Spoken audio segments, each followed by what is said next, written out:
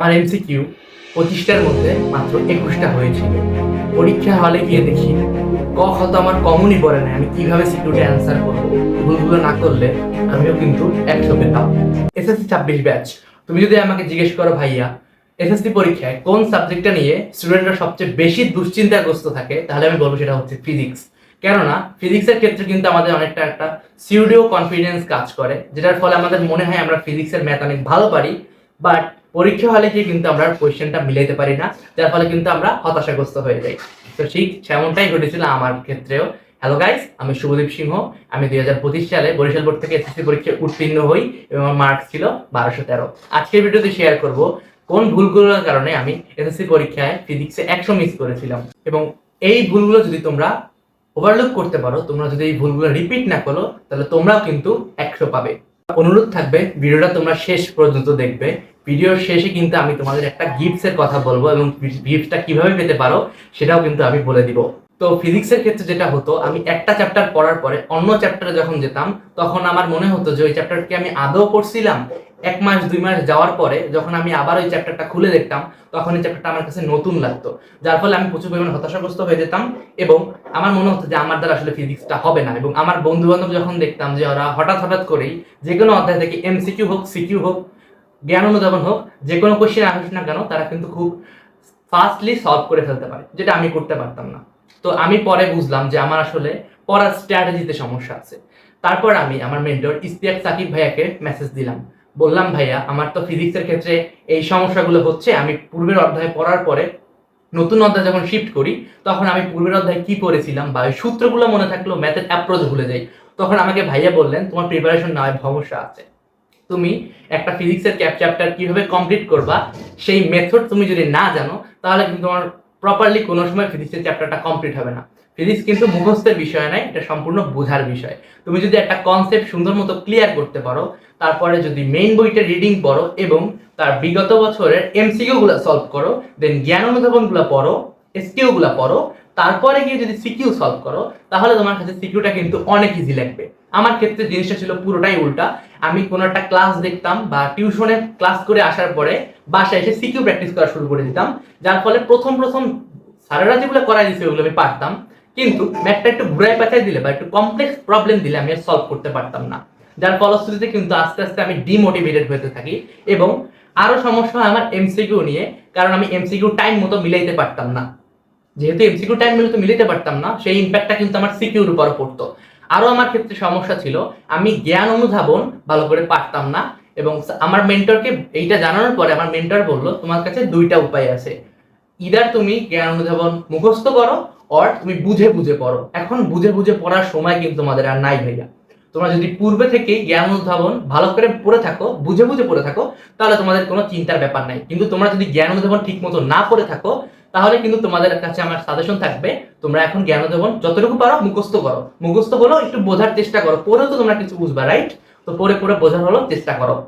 Last মোমেন্টে খুবই short টাইমে ভালো প্রিপারেশন নেওয়ার জন্য তোমার দরকার প্রিসাইজ গাইডলাইন এবং একটা মেন্টরের আওতাভুক্ত থাকা। লাস্ট মোমেন্টে প্রিপারেশন নেওয়ার জন্য তোমরা যদি ঢালাওভাবে টেস্ট পেপার থেকে ম্যাথ করতে যাও, তাহলে কিন্তু তোমরা হতাশাগ্রস্ত হয়ে যাবে যে এত ম্যাথ আমি কিভাবে করব, কোনটা পরীক্ষার জন্য ইম্পর্টেন্ট, কোনটা ইম্পর্টেন্ট না, কোনটা করলে তুমি এক্সাম হলে কমন পাবা, কোনটা করলে তুমি হতাশাগ্রস্ত হবা, সেটা কিন্তু তুমি নিজে নিজে বুঝতে পারবে না। সেক্ষেত্রে তোমার দরকার একজন মেন্টর এবং একটা সঠিক কোর্স। টিম তাণ্ডব হতে পারে তোমার জন্য one of the best course, যেখানে তুমি ফিজিক্সের ইম্পর্টেন্ট টাইপ ওয়াইজ সিকিউ পাচ্ছ এবং ওগুলো সলভ ক্লাস পাচ্ছ। এবং আমার মেন্টর ইশতিয়াক সাকিব ভাইয়া এই কোর্সটাকে এমনভাবে ডিজাইন করছেন যেন তোমরা লাস্ট মোমেন্টে একটা কম্প্যাক্ট ওয়েতে প্রিপারেশন নিতে পারো, এবং তোমরা এক্সাম হলে যেন অনেক বেশি পরিমাণে কনফিডেন্ট থাকো, কারণ তোমরা জানো যে তোমার এসএসসি পরীক্ষার কি কি আসতে চলেছে। টিম তাণ্ডবে জয়েন করার লিঙ্ক আমি কমেন্ট বক্সে দিয়ে দিব বা ডেসক্রিপশন বক্সে দিয়ে দিব। তোমরা ওখানে মেসেজ দিয়ে কিন্তু আমার নাম বললেই তোমাদের কিভাবে তোমরা কোন প্রসেসে টিম তাণ্ডবে জয়েন করতে পারবে সেটা তোমাদের বলে দিবে। এখন আসি আমি কিভাবে ফিজিক্সের কমপ্লেক্স প্রবলেমগুলো বা নর্মাল প্রবলেমগুলো হলো সলভ করতাম। আমি প্রথমে আমার মেন্টরের কথা অনুযায়ী একটা ক্লাস ভালোভাবে করতাম এবং নোট করতাম। নিজের নোট যদি করো, তাহলে নিজের নোটের থেকে কিন্তু পৃথিবীর আর কোনো নোটই তোমার কাজে লাগবে না। নিজে প্রিসাইসলি নোট করো। তোমরা যদি আগে থেকে নোট করে থাকো তাহলে কোনো সমস্যা নাই, বাট এই মোমেন্টে আমার মতে তোমার নোট করা উচিত হবে না। আমার ক্ষেত্রে কিন্তু আমি আগে ভেবে যেই তথ্য এমসিকিউ গুলো আছে ওগুলো আমি বইয়ের উপরে লিখে রাখছিলাম, স্টিকি নোট ইউজ করছিলাম প্রচুর পরিমাণে, তোমরা এটা করতে পারো। এবং যেই ইম্পর্টেন্ট ম্যাথগুলো আছে ওগুলো আমি দাগায় রাখতাম। সেটা কিভাবে, এক্সামের আগের দিন রাতে কিন্তু তোমার পক্ষে ওই 200-300 সিকিউ এমসিকিউ করে দেওয়া সম্ভব না, রাইট? তো এক্ষেত্রে তোমাদের কিছু গুরুত্বপূর্ণ এমসিকিউ সিকিউ তো দাগানো লাগবেই। তার উপরে তোমরা যখন আগে প্র্যাকটিস করছো বা যখন এখনো সময় আছে, তোমরা যখন প্র্যাকটিস করবা তখন দেখবা কিছু কিছু ইম্পর্টেন্ট ইয়েট কঠিন ম্যাথ তোমার বারবার বাঁচতেছে, তুমি ভুলে যাচ্ছ বা বুঝতেছো না, ওগুলাকে তোমরা মার্ক করে রাখবা। আর যেগুলো সহজ আছে ওগুলা তুমি একবার দুইবার দেখলেই পারতেছো, বা যেমন একটা সমস্যা হচ্ছে না তোমার সলভ করতে, ওগুলো তোমার আর আপাতত দেখার দরকার নেই। তোমরা কঠিনগুলোতে ফোকাস করো এবং এক্সামের আগের রাতে তুমি ঠিক ওইগুলাই যেগুলো দাগায় রাখছো তুমি তোমার জন্য হার্ড যেগুলো বাট ইম্পর্টেন্ট, ওগুলা করে যাবা, যার ফলে তুমি অনেক বেশি কনফিডেন্স পাবা।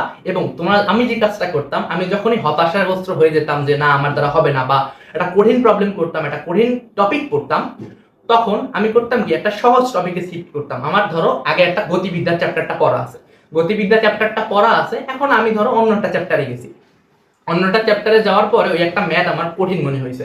তা আমি যেহেতু গতিবিদ্যা চ্যাপ্টারটা অনেক ভালো করে পারি, আমি করলাম কি, হতাশাগ্রস্ত না হয়ে বইটা ওখানেই বন্ধ করে দিয়ে আমি গতিবিদ্যা চ্যাপ্টারে শিফট করলাম।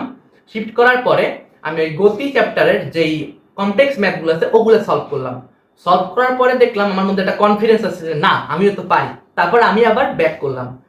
তুমি সারপ্রাইজ হবে জেনে, আমার কিন্তু ওই হ্যাপিনেসটাই আমার পড়াশোনাকে অনেক আগেই দিয়েছিল। এবং আমি কিন্তু ওই কমপ্লেক্স টপিকটা যেটা আমাকে হতাশাগ্রস্ত করেছিল, ওইটা খুব সহজেই অল্প সময়ের মধ্যে আমি পানি পানি করতে পেরেছিলাম। তো তোমরা এই টিপসটা ফলো করতে পারো। আর একটা প্রবলেম আমি ফেস করতাম, আমি বাসা থেকে ম্যাথ দেখে যেতাম কিন্তু এক্সাম হলে গিয়ে মিলাইতে পারতাম না। এই সমস্যাটা হয়তো তোমরাও ফেস করেছো। তো এই সমস্যাটার একটা মাত্র সমাধান হলো প্রচুর প্র্যাকটিস এবং অ্যান্সার না দেখে প্র্যাকটিস। তোমরা কি করো, একটা সিকিউ কোশ্চেন দেখো, তারপরে এটার অ্যান্সারটা দেখে ফেলো, যেটা সম্পূর্ণ রং ওয়ে। তোমাদের কি করা দরকার, তোমরা প্রথমে সিকিউটা দেখবা, দেখার পরে তোমরা আসলে ভাববা, মনে মনে থিঙ্ক করবা যে সলভ করতে পারতেছো কিনা, তারপরে খাতা নিবা, খাতায় ম্যাথটা সলভ করবা। তোমরা কখন মনে মনে সলভ করবা, ইন্টারলি সলভ করে চলে যাবা কখন, যখন তোমাদের ইনাফ প্র্যাকটিস করা হচ্ছে, তোমার অ্যান্সারটাও মোটামুটি ক্যালকুলেটর টিভি মাথার মধ্যে বের করে ফেলতেছো, তখন তোমার খাতা লেখার দরকার নেই। বাট প্রথম দিকে কিন্তু অবশ্যই খাতায় লিখবা এবং এক্সামের আগে কিন্তু অবশ্যই খাতায় প্র্যাকটিস করতে হবে, কারণ এক্সাম টাইমের গ্যাপগুলোতে তোমরা কিন্তু প্রেশারের মধ্যে খাতায় লেখাটা প্র্যাকটিস করতে পারবে না। তখন তুমি ওই কাজগুলো এখনই করে রাখো, খাতায় বেশি করে প্র্যাকটিস করবা। এবং একটা ম্যাথ যদি দেখতেছো মাঝখানে আটকে গেছে, তাহলে অবশ্যই তোমরা কোনো সময় ওই ম্যাথটার অ্যান্সারটা দেখবা না, তোমরা আগে থিঙ্ক করবা যে আসলে পারতেছি না কেন, কিসের জন্য পারতেছি না। দরকার পড়লে তোমরা ওই চ্যাপ্টারের তোমার করা নোটটা বা মেন্টরের ক্লাসটা দেখে নিতে পারো। সেটা হতে পারে তোমার অনলাইন কোনো ভাইয়ার ক্লাস, অথবা হতে পারে টিম টান্দবের ক্লাস। দেখার পরে তুমি আবার ওই টপিকটাতে ব্যাক করো বা ওই সিকিউরিটিতে ব্যাক করো, তারপর দেখো তুমি সলভ করতে পারতেছো কিনা। যদি একান্ত না পারো, তাহলে যে লাইনটাতে আটকাইছো ওর পরের লাইনটা দেখো, ইন্টারনাল প্রসেসটা দেখবা না। তারপর তোমরা যখন সলভ করতে পারবা, তোমাদের মধ্যে একটা কনফিডেন্স আসবে। এখন আসি এমসিকিউ কিভাবে পড়বো। ভাইয়া, এমসিকিউ পড়ার থেকেও ইম্পর্টেন্ট হচ্ছে এমসিকিউ কিভাবে লাস্ট মোমেন্টে যা 25টার মধ্যে 25টাই আমি 25 মিনিটে লিখতে পারবো। কারণ আমাদের ক্ষেত্রে যে সমস্যাটা হয়, ফিজিক্সে যদি আমাদের তত্ত্বীয় থেকে যদি ম্যাথমেটিক্যাল টার্ম বেশি দিয়ে দেয়, তাহলে কিন্তু আমরা 25টার মধ্যে 25টা অ্যান্সার করতে পারি না, 22-23টা রাফলি অ্যান্সার করতে করতেই আমাদের 25 মিনিট কেটে যায়। এক্ষেত্রে আমি বলবো, আমি কিন্তু আমার previous general math higher math ভিডিওতেও সেম কথাই বলছি, তোমরা টেস্ট পেপারের পিছনে দেওয়া মডেল কোশ্চেন্সগুলো নিজে নিজে বাসায় বসে পরীক্ষা দিবা টাইম দিয়ে, এবং যাতে তোমাদের 18 থেকে 20 মিনিটের বেশি সময় না লাগে। আমি পার্সোনালি এই মেথডটা ফলো করতাম দেখে আমার কিন্তু খুব তাড়াতাড়ি ফিজিক্সের এমসিকিউ গুলো শেষ হয়ে গেছিল। কিন্তু তোমরা বলতে পারো, ভাই আপনি নিজে তো 21 পাইছেন, আপনি কেন বলতেছেন? আমি 21 পাওয়ার পিছনে সবচেয়ে বড় ভুলটা আমার ছিল মেইন বই লাইন বাই লাইন রিডিং না পড়া। ভাইয়া, এই ভুলটা তোমরা অবশ্যই করবে না। কেননা আমাদের বছর বোর্ড পরীক্ষায় ক্যালকুলেটিভ ম্যাথের থেকে বেশি তত্ত্বীয় এমসিকিউ দিয়েছিল, যার ফলে কিন্তু আগে পড়া না থাকার কারণে আমি আর এক্সাম হলে এটা মনে করতে পারি না, যত থিওরি কনসেপ্ট তোমার জানা থাক না কেন, মেন বইয়ের লাইন যদি তোমাকে তুলে দেয়, তোমাকে ওইটাই অ্যান্সার করতে হবে। এবং তোমরা কিন্তু বই না পড়ার আগ পর্যন্ত ওইটা জীবনও অ্যান্সার করতে পারবে না, যতই গাইড টেস্ট পড়ো না কেন, যতই নোট পড়ো না কেন, তোমাকে অবশ্যই মেইন বই পড়তে হবে। লাস্ট মোমেন্টে মেইন বইয়ের রিসোর্সেস গুলা গুছাই রাখবা, মেইন বই লাইন দাগায় রাখবা, এবং কোনগুলো ইম্পর্টেন্ট টপিক সেগুলো তো তোমরা যে কোনো একটা কোর্স, সেটা হতে পারে টিম টান্দবের কোর্স, সেখান থেকে কিন্তু পেয়ে যাবা। এবং এই তথ্যই এমসিকিউ গুলো না পড়ার কারণেই কিন্তু আমার এমসিকিউতে 25-এ 25টা হয় নাই। এবার আসো আমার একটা স্টোরি শেয়ার করি। আমার এক্সাম টাইমে আমি একটা ক্যালকুলেশন মিস্টেক করতে নিয়েছিলাম। তোমাদের বল আদা থেকে একটা কোয়েশ্চেন ছিল, একটা লোক যদি একটা ব্লককে ধাক্কা দেয় ঘর্ষণযুক্ত সারফেসে, তারপরে একটা সার্টেন টাইম পরে যদি সে ধাক্কা বলটা বাদ দিয়ে দেয়, তাহলে সেটা কত দূর গড়ায় যাবে একটা এক্সপেক্টেড মান দেওয়া থাকতো যে এত দূরে ফেলার জন্য সে ধাক্কা দিচ্ছিল। তো ওই ম্যাটটায় ত্বরণের মান যদি আমি 1.66 ধরতাম, তাহলে আমার একটা মান আসতো যেটা ছিল হচ্ছে এক্সপেক্টেড যে ডিসটেন্স থাকতো এটার থেকে বেশি। 1.67 ধরলে ওইটা আসতো টায় মানে কাছাকাছি, এবং যেটা ক্যালকুলেটরে আসে ওই মানটা বসাইলে আসতো এক্সপেক্টেড ডিস্টেন্সের থেকে কম। তাহলে কোনটা অ্যান্সার হবে? আমি কিন্তু ঘাবড়াইয়া যাই। তোমরা এটা ঘাবড়াবা না। তোমাদের যদি কনসেপ্ট ক্লিয়ার থাকে, তোমরা যদি বেসিক নলেজটা জানো, তাহলে কোনো গাইড বা টেস্ট পেপারে যদি ভুল অ্যান্সারও দেওয়া থাকে, তোমরা কিন্তু সঠিক অ্যান্সারটা এক্সাম হলে করে আসতে পারবে। এর জন্য তোমাদের সিকিউ এমসিকিউ আগেই কনসেপ্ট ক্লিয়ার করা দরকার। এখন আসো আসলে এই গিফটটা কি।